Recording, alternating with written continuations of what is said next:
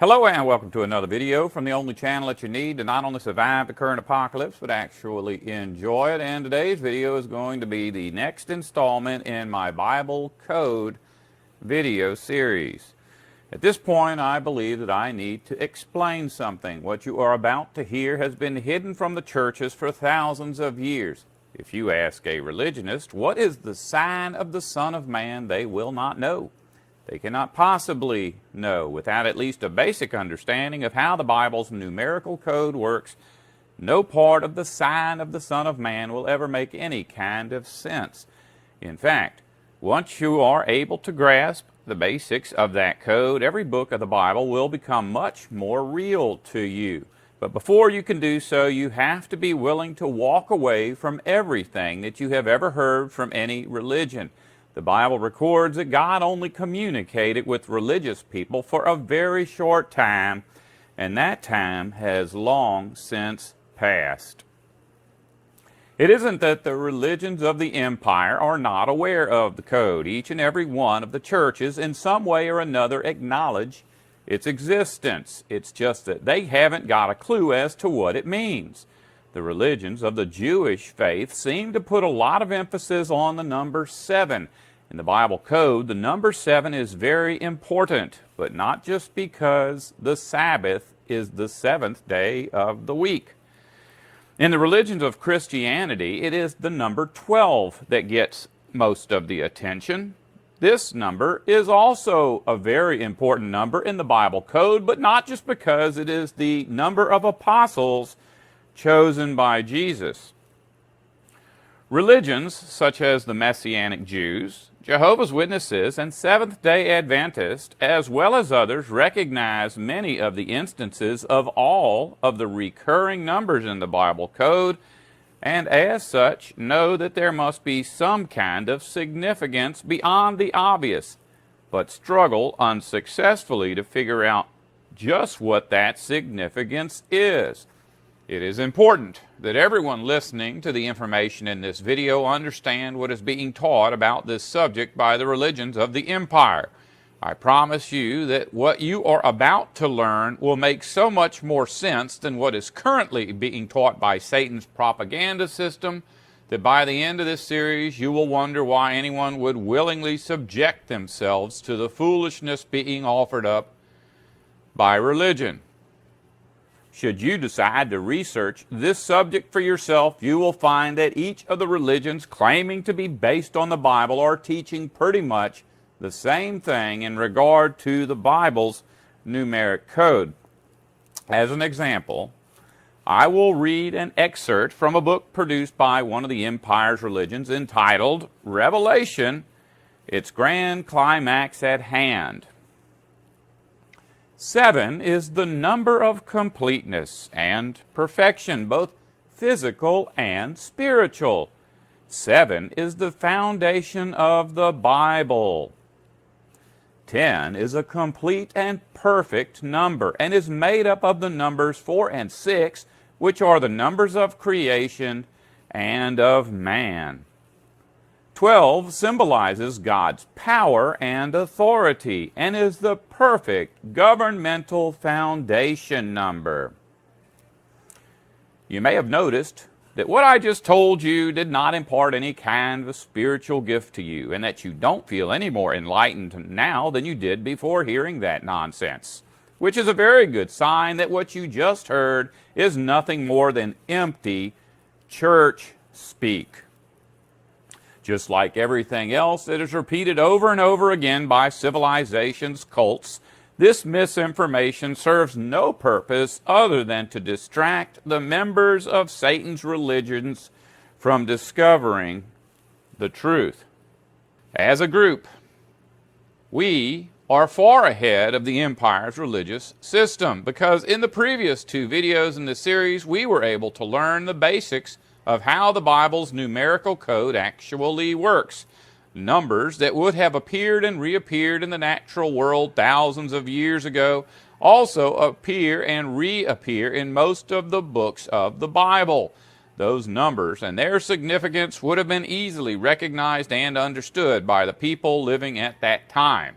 But for those of us living today, Figuring out just what these numbers mean is going to be a little more difficult.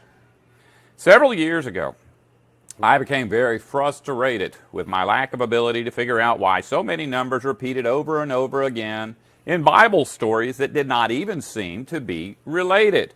I would jump back and forth between accounts about things involving the numbers 12, 10, and 7. But no matter how hard I studied, I simply couldn't find any kind of connection. But I prayed about it regularly. Then one day in my search, I found a story about the gods of ancient mythology involving the planets and discovered that many cultures recognized 7 planets that were clearly visible in the ancient past. In those accounts, it was obvious to me that the things recorded by those ancient peoples were nothing like what we can see in the sky today using only the naked eye. With the development of modern technology, we today can confirm that the planets as described in the ancient past actually match what we can see when we look into a modern telescope. Since all of those ancient stories were recorded long before the invention of the telescope, I was eventually able to come to the conclusion that in the ancient past, the planets obviously had to have been much closer to the Earth than they are today. I had always known that the planets were named after the gods of mythology and was able to clearly see that many of those gods were the same false gods spoken of in the Bible. It was very obvious that Osiris and Isis and Horus of Egyptian mythology were the same individuals spoken of in the Bible as Lucifer, Ashtoreth, and Marduk. Every empire mentioned in the Bible as being directly ruled by Satan spoke a different language, and as a result, their gods all had different names. But in each culture, they are always associated with the planets, and it is also obvious that they are all the same gods, and in every one of those satanic cultures, there was always a trinity. I knew that I had discovered something significant, but still had to figure out all of the details. Even today, I am constantly coming across Bible verses that are obviously part of this hidden code, but am not able to clearly discern every detail that the Scriptures are trying to communicate. However, I am convinced that one day everyone alive will understand perfectly what each and every one of those stories are about. Before going any further in this video, I highly recommend that you first watch a video series that I produced a while back called Written in Stone about the changes that have taken place in the relationship between the Earth, the Moon, and the Sun. You can consider this video as a continuation of that series. The next major discovery that I made took place quickly and by surprise. I was very excitedly telling a man that I know about how all of the 7s in the Bible are related to the 7 planets that were clearly visible in the ancient world, when he told me that, in fact, in the ancient world there were 10 planets that were clearly visible. At first, I didn't know what to think, but that day he sent me some information about the Sumerians, which included a photo of a stone tablet that clearly showed what appeared to be 10 planets, 3 more than claimed by most cultures. At the time, I had just read the book of Esther, which made absolutely no sense to me, and was beginning to read the book of Job, which also made absolutely no sense to me, but that was all about to change.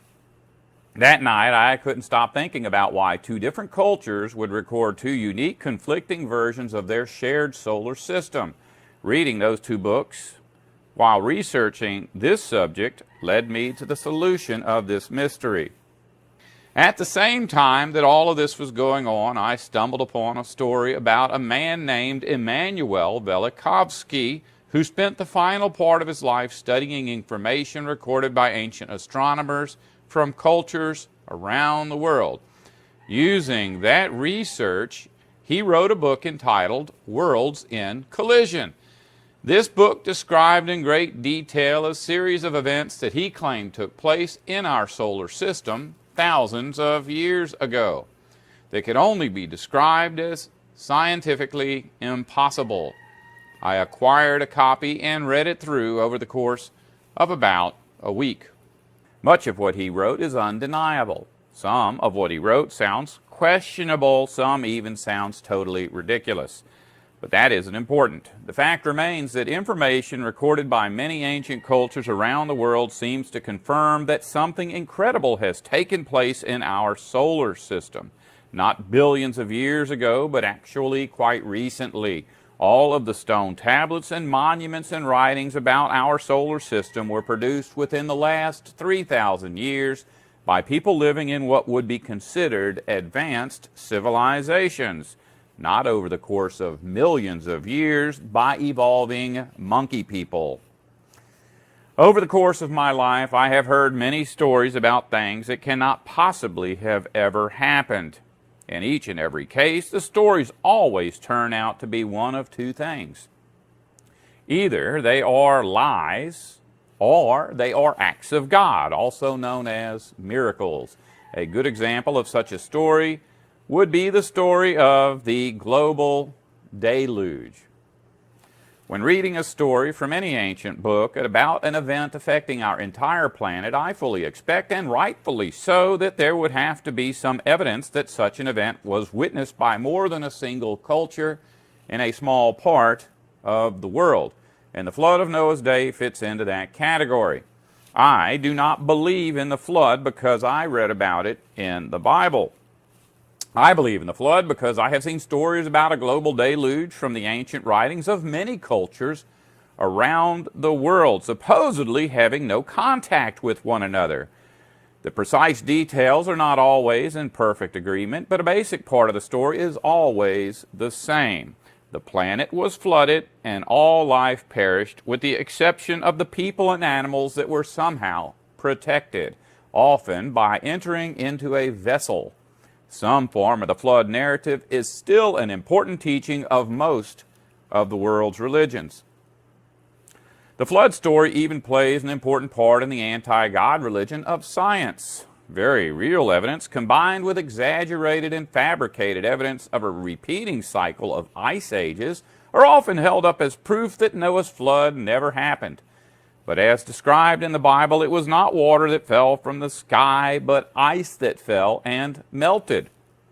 Some on its way down, some after it impacted the earth, some never melted at all and is still intact at our planet's polar regions.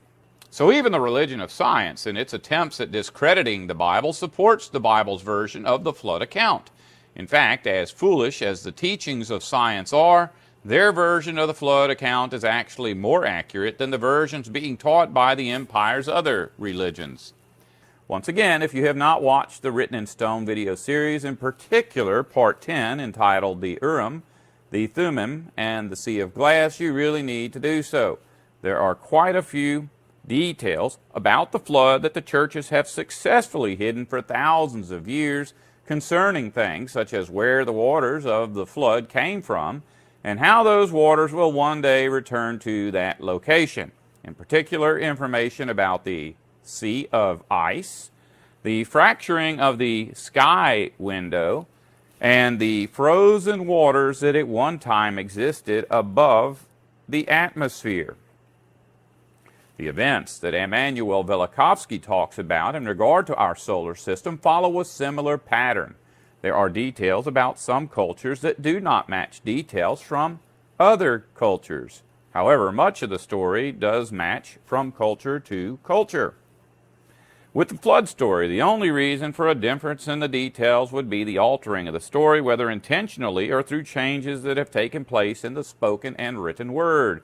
In other words, the flood story was a single event that could only have been witnessed by 8 people from one location, that location being the ark itself.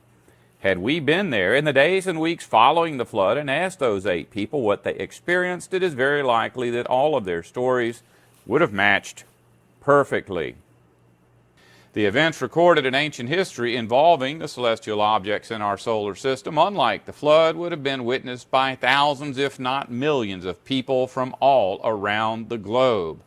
Viewed in the northern, southern, eastern, and western hemisphere, changes in the relative position of those celestial objects might not have had the same appearance when viewed from multiple locations.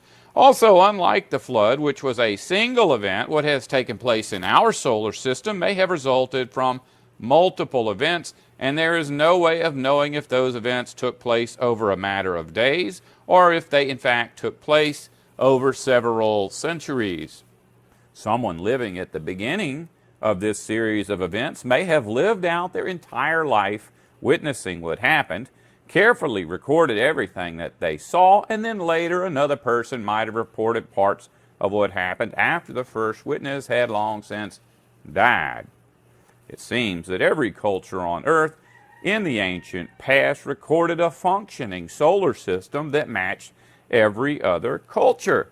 Currently, we are experiencing the same thing. Astronomers located in all parts of the world describe the movement of the planets along identical trajectories. The solar system that everyone today agrees on does not match the solar system that everyone agreed on in the ancient past. The only actual confusion seems to involve how our solar system got from how it used to be to how it is today. In the beginning, at Genesis 1:16, we are told that God made the two great luminaries, or lights, the greater light to rule over the day and the lesser light to rule over the night, and also the Kawkabim. In our English Bibles, the churches have traditionally translated the word Kawkabim as stars, even though it is common knowledge that the word Kawkab would be more accurately translated as celestial object. To show you just what I'm talking about, in verses such as Genesis chapter 22 and verse 17, it says, "I will surely bless you, and I will surely multiply your offspring as the Kawkabim of heaven, and as the sand that is on the seashore." The way that this verse uses the word supports the general translation of Kawkab into our English word, stars. It is obvious that God is telling Abraham that his descendants would be so numerous that he would not be able to count them all. Later, at Amos chapter 5 and verse 26, it is recorded that "Ye have borne the tabernacle of your Moloch, and Chiun your images, the Kawkabim of your God, which you made to yourselves." The word Kawkabim, which is translated as star in this verse, seems to be describing the same thing, but only because the empire has mistranslated this verse in such a way as to mislead us. What is actually said here is this: NASA. Yes, that is what it says. NASA. N-A-S-A. NASA, which translates as lifted up. NASA sikuth melech keyun selem kakeb Elohiym asa, which translates as, "You have lifted up the shelters of Mars and Saturn, the images you produced of the planets of your gods," plural. At this verse, it is obvious that the Kawkabs of Mars and Saturn are planets. The words Melech and Keyun are well known by all translators of the ancient dialects of the Holy Land. In every English language text about these words, they are always rendered as Mars and Saturn. It is only in our English Bibles that these words are not translated into English. The rulers of Satan's religions would never allow an accurate translation of these verses to be published as part of any modern language Bible. The churches only exist for one purpose, and that purpose is to keep people ignorant of the truth. Without a very clear understanding of the important role that the planets play in the Bible narrative, there would be no way to recognize the Son of Man when that sign appears. Throughout our English translations of the Bible are many verses specifically using very well-known names of gods and planets. And in each and every instance, those names are left untranslated or improperly translated in order to keep us from understanding what the Bible is trying to communicate to us. The final part of the verse accuses the people being addressed of lifting up shelters for the images of the planets of their gods. The shelters of those images would be what we today call churches temples, synagogues, or mosques. But the concept of these images being of the planets of these gods is something that we no longer think of in our modern society, at least not overtly. All religions are based on some kind of observance of the passing of time. There is no religion that exists on this planet that does not openly participate in some series of sacred events or holy rituals throughout the year. The most sacred holidays of the religions are always associated with the relative positions of the moon and the sun. Some religions, by tradition, simply use a date on the solar calendar for such events, but others will attempt to somehow acknowledge a false conjunction between the sun and the moon by incorporating the timing of lunar cycles into the equation. This is why the rival religions of Christendom often disagree about which day comes closest to the date of Easter as it would have been celebrated in the ancient past. The timing of the holidays of the Jews also incorporates these false conjunctions.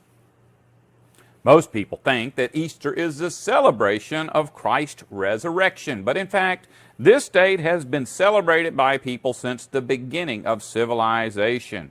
Jesus' sacrifice took place only 2,000 years ago. Easter has been celebrated for nearly 6,000 years and has in fact been celebrated in the same way and by the same name. Genesis chapter 6 and verse 4 says, "The Nephilim were on the earth in those days and also afterwards, when the sons of God came into the daughters of man, and they bore children to them. These were the mighty ones of old, the men of renown." Renown means famous. Since the Bible says that these men were of renown, then we should have no problem identifying them in stories outside of the Bible narrative, and that is in fact the case. All of the stories associated with the pantheons of gods of ancient cultures from around the world are about these gods and their hybrid offspring, the Nephilim, the men of fame. Easter is an annual event in celebration of the first mating between the wicked male angels and female human beings, in particular between Osiris, the sun god, and Isis, the moon goddess, his human mate.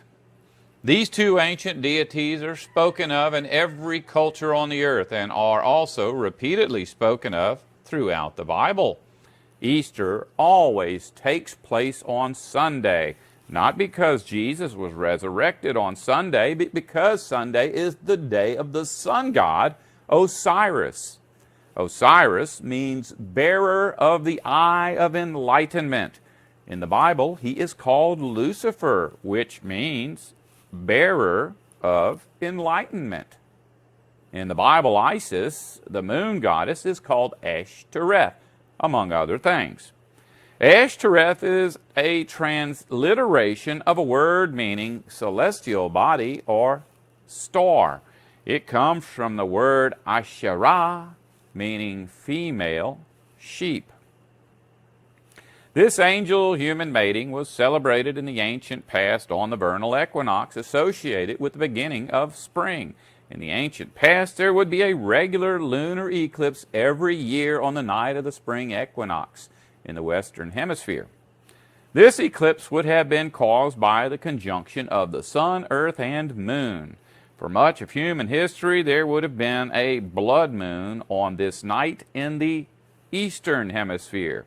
The word conjunction is defined as the action or an instance of two or more things or events occurring at the same point in time or space.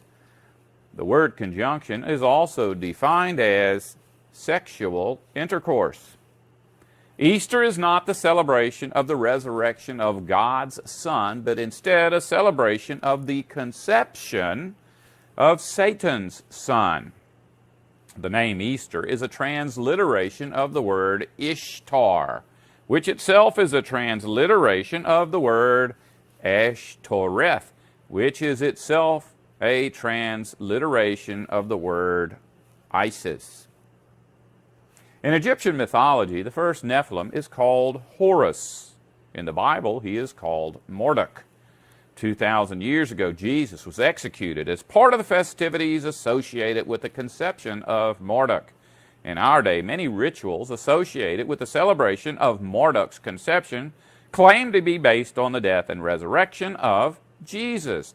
But as I said earlier, Easter was celebrated for thousands of years before Jesus was even born. In our English translations of the Bible, we are told that the Jews lived in the land of Canaan. However, in every other English version book, this area is always called Phoenicia. The churches of the empire have spent thousands of years hiding the connection from us. We are not supposed to know that the once powerful ruling world empire of Phoenicia is the same nation that in our Bibles is called Canaan. The capital of the Phoenician Empire was Tyre. All references in our English Bibles to Tyre and Canaan are about Phoenicia. In ancient Phoenicia, Marduk of the Bible was worshipped as Moloch or Molech, depending on which version of the Bible and which verse someone might happen to be reading. This god is called Moloch, Malcham, Milcom, Marduk, Pignemai, Nergal, and Mars. The Hebrew word Melech means king, and it is often rendered as king in our English translations of the Bible. Stone tablets in North Africa have been found with the words Moloch Mir and Moloch Dam, which means sacrifice of lamb and sacrifice of man.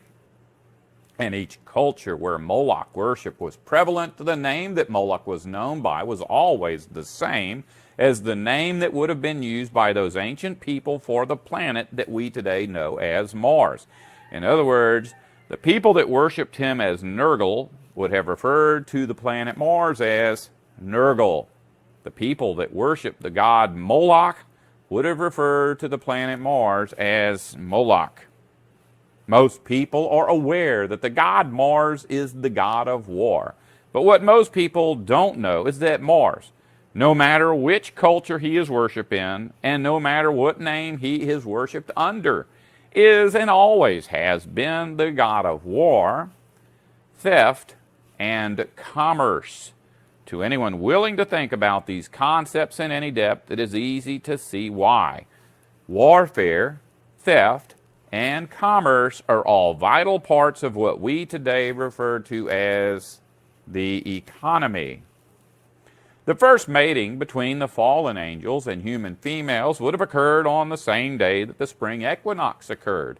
In the ancient past, the timing of the conjunction of the sun and moon would have signaled the beginning of festivities surrounding the sacred celebration of the conception of the first angel-human hybrid that our Bibles call the Nephilim.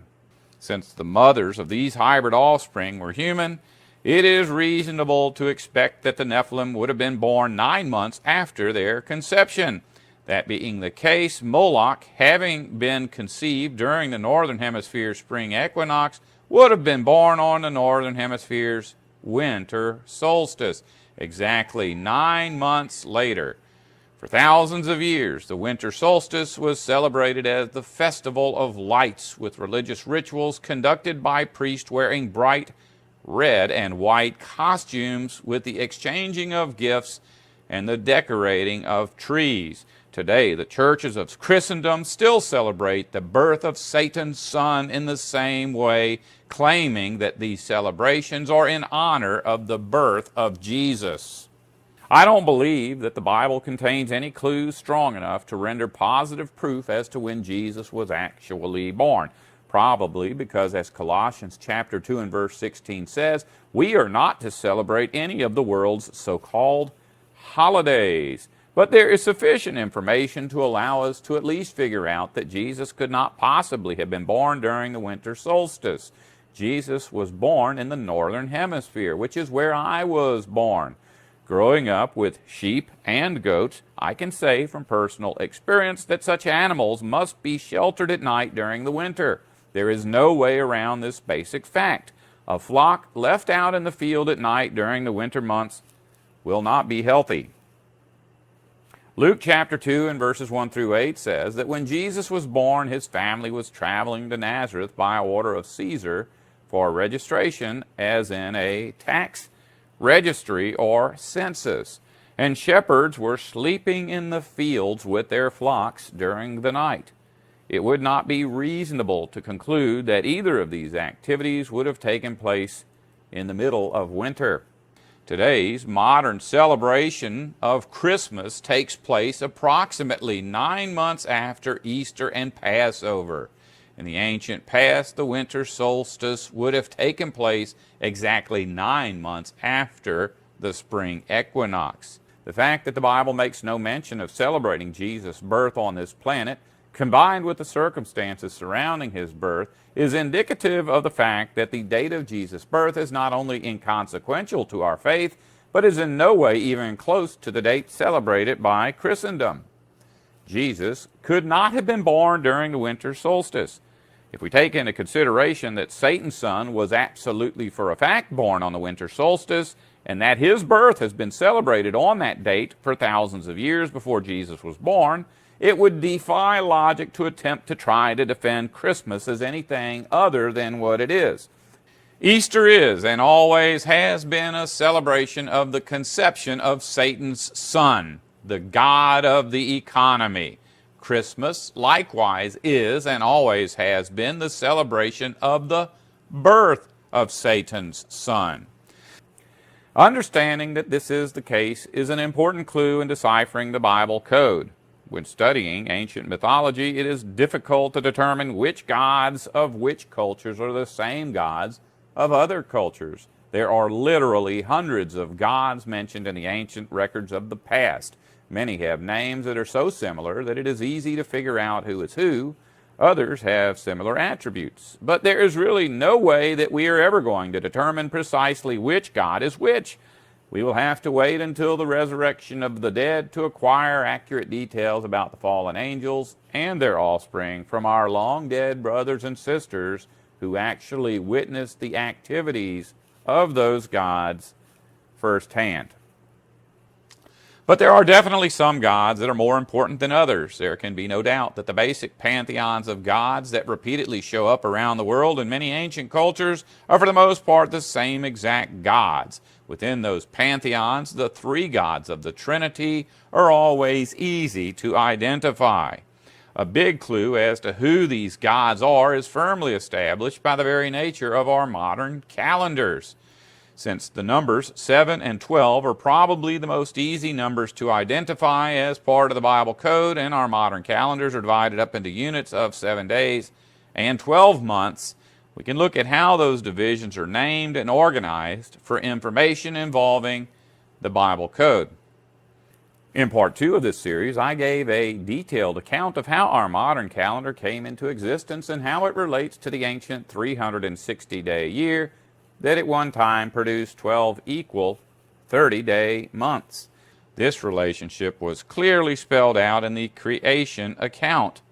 That being the case, it is often difficult to distinguish stories about the 7 days of the week and the 12 months of the year from stories about the gods and stories about the planets.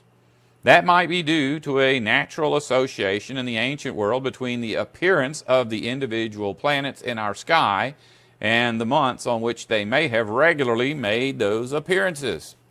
Once again, as recorded at Genesis chapter 1 and verse 16, we are told that God made the two great luminaries or lights, the greater light to rule over the day and the lesser light to rule over the night, and also the Kawkabim.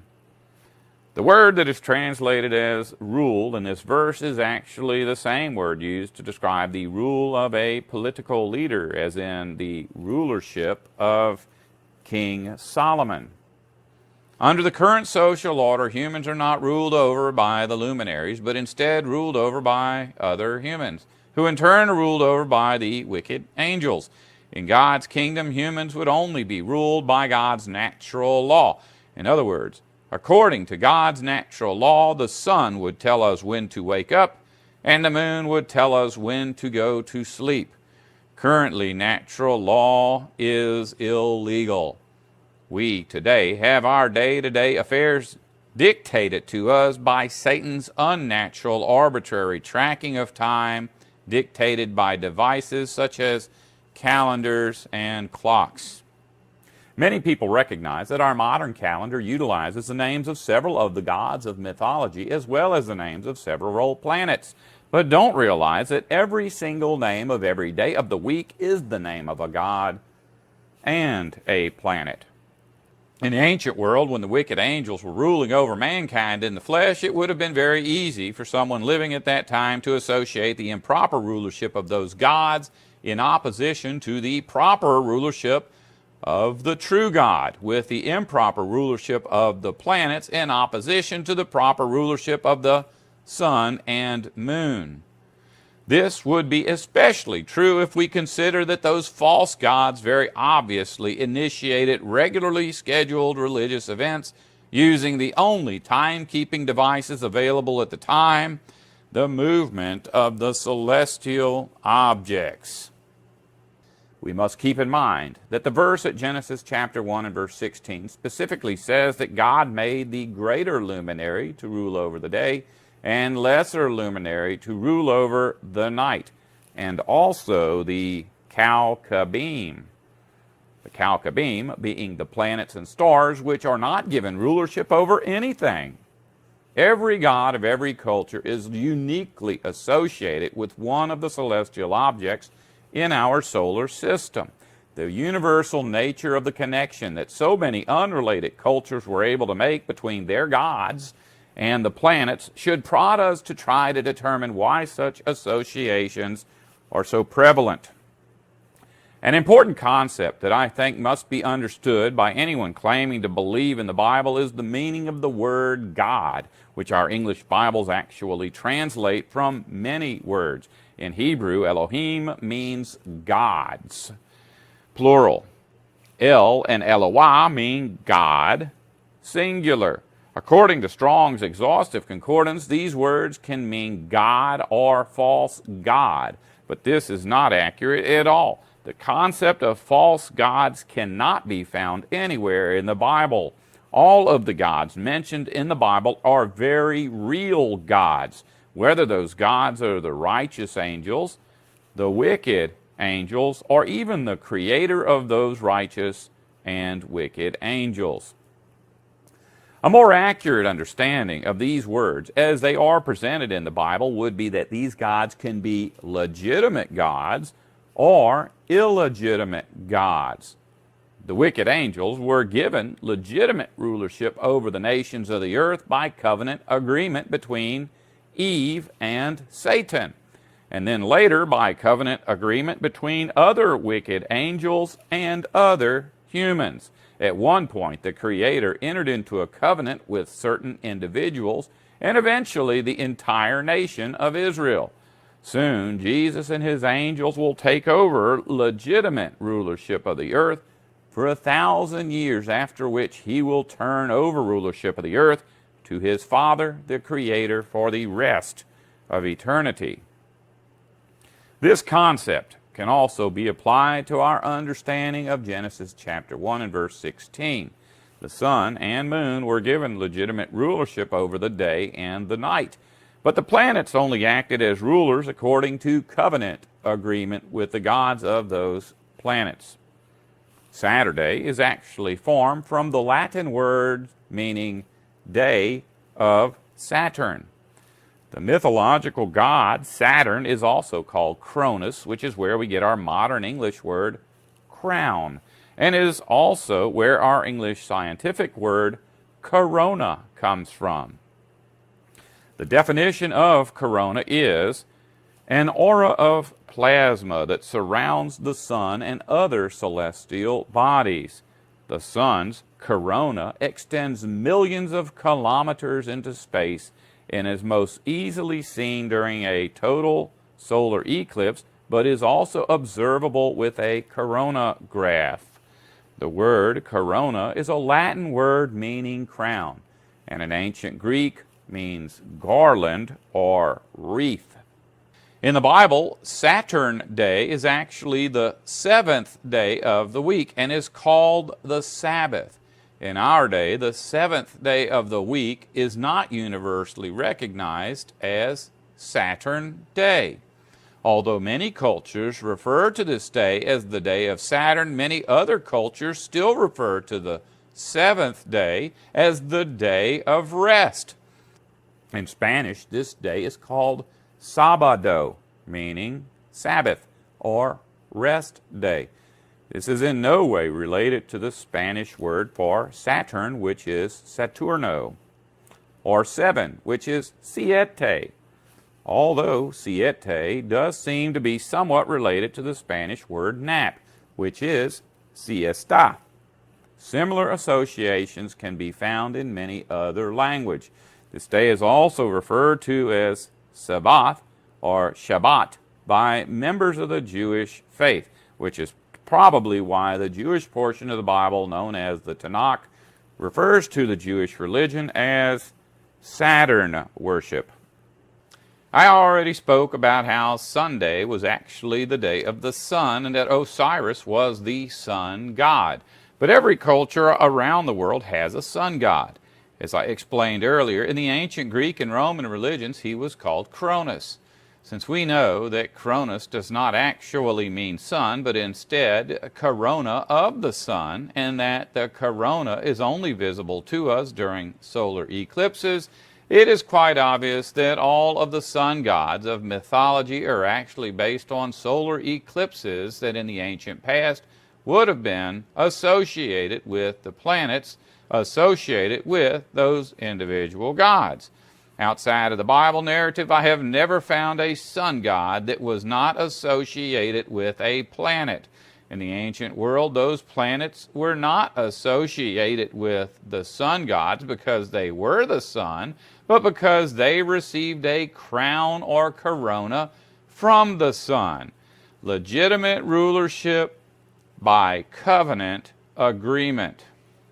Monday is actually Moon Day. This is not just speculation. Cultures around the earth have different words for the name of the moon, and in those cultures, this day of the week is not called Monday, but other words which translate as moon.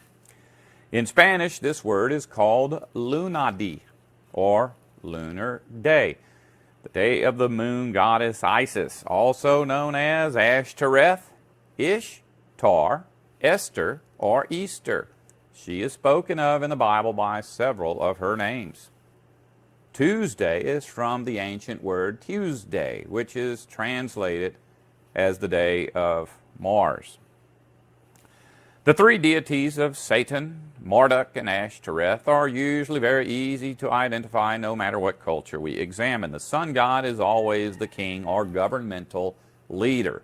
The moon goddess is always the mother goddess as well as the goddess of religion. And Mars is always the god of war or resource control. The political systems, religious systems, and economic systems of Satan's empire. Interestingly enough, in the Bible, the economic system is always referred to as thievery. And even in the religious stories outside of the Bible, Mars is always the god of warfare, economics, and thievery.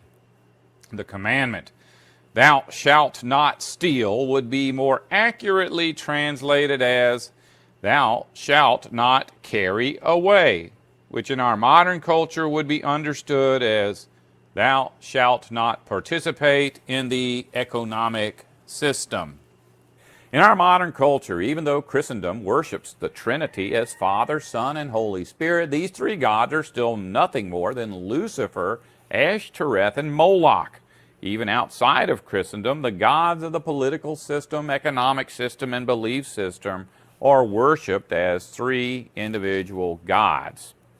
The Bible, from the very beginning to the very end, is about many events that actually happened. So even though every story involving the number 7 and the numbers 12 are for a fact about the wicked angels, that does not in any way mean that the stories about the 12 sons of Jacob, the 12 tribes of Israel, or the 12 apostles did not actually happen, or that there is nothing to be learned from those stories other than information about the gods of mythology. the wicked angels, or the planets.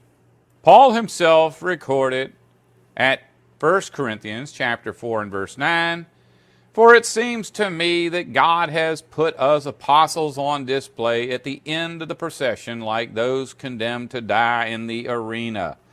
We have been made a theatrical spectacle to the whole universe, to angels as well as to human beings." So Paul, on a personal level, acknowledged that significant events in his life were somehow being divinely scripted. In other words, everything that he and the other apostles were involved in were somehow reenactments or pre-enactments of events that were much more significant than the actual routines associated with their day-to-day lives. Hopefully, as you were listening to this information, you were able to clearly see the connection between the gods of mythology, the fallen angels, and the planets. In the next video in this series, I will be giving actual examples of the roles played by Bible characters in the Old Testament in what Paul at 1 Corinthians chapter 4 and verse 9 called a theatrical spectacle. Many stories that are confusing to members of civilizations' religions do not have to be confusing to us. If you do not wish to survive, don't listen to me.